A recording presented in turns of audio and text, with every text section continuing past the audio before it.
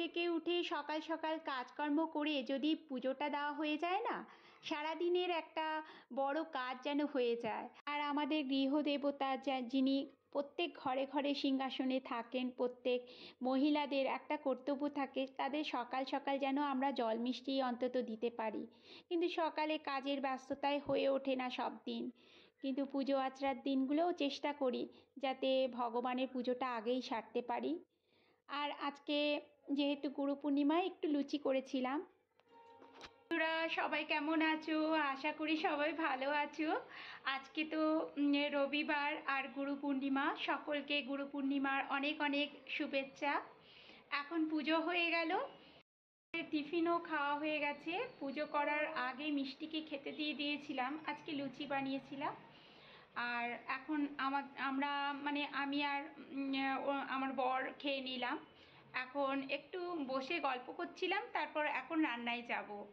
অনেক দিন হলো রুই মাছগুলো এনে রেখেছি, আর করা হচ্ছিল না। মিষ্টির বাবাও ক্যারেজ নিচ্ছিল না, ওর ডিউটির কারণে ওকে বাইরে ডিউটি পাঠিয়েছিল।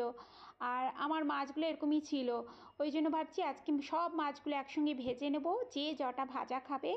আর 2-3 পিস মাখা মাখা করে রান্না করব, যেটা মিষ্টির বাবা পছন্দ করে। মিষ্টির বাবা বেশি ভাজাটাই পছন্দ করে, কিন্তু দুপুরবেলা তো ভাজা দিয়ে খাওয়া যাবে না, একটু মাখা মাখা। পেঁয়াজটাকে একদম জিরি জিরি করে নিয়েছিলাম হ্যান্ড মিক্সারে, পেঁয়াজ আর রসুন একদম জিরি জিরি করে এখন ভালো করে ভেজে নিয়েছিলাম সর্ষে তেলে। ভালো করে ভেজে নেওয়ার পরে টমেটোটাকেও দিয়ে দিলাম, একটা বড় টমেটো। আর জিরে গুঁড়ো, ধনে গুঁড়ো আর একটু লঙ্কা গুঁড়ো, এই হচ্ছে মশলা। একদম মাখা মাখা থাকবে।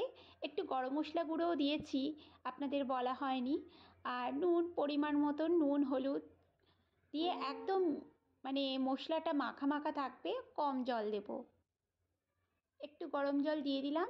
আর 2-3 পিস মানে দুপুরবেলা খাবার মতনই দিচ্ছি, যেহেতু আমরা রাত্রে অতটা খাই না মাছ।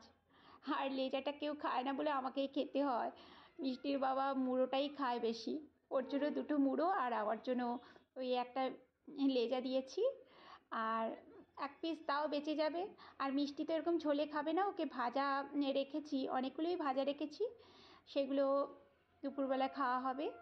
আর তার সঙ্গে একটু ভাবছি ডাল করব, একদম মাখা মাখা তো, একটু ডাল হলে ভালো লাগবে। আর পাশে একটু পালং শাক বসিয়ে দিয়েছি একটু রসুন ফোড়ন দিয়ে। এই আমাদের দুপুরবেলা রান্নাবান্না। কালকে এই পর্দাগুলো অর্ডার করেছিলাম কিছুদিন আগে, কালকে এসছে আর লাগিয়েছি, খুব সুন্দর এসছে পর্দাগুলো। চলুন, আমার রান্নাবান্না কমপ্লিট, এখন খাওয়া দাওয়ার পালা। আর ভিডিওটা কেমন লাগলো অবশ্যই আমাকে কমেন্ট করে জানাবেন, কিন্তু ভালো লাগলে পাশে থাকবেন।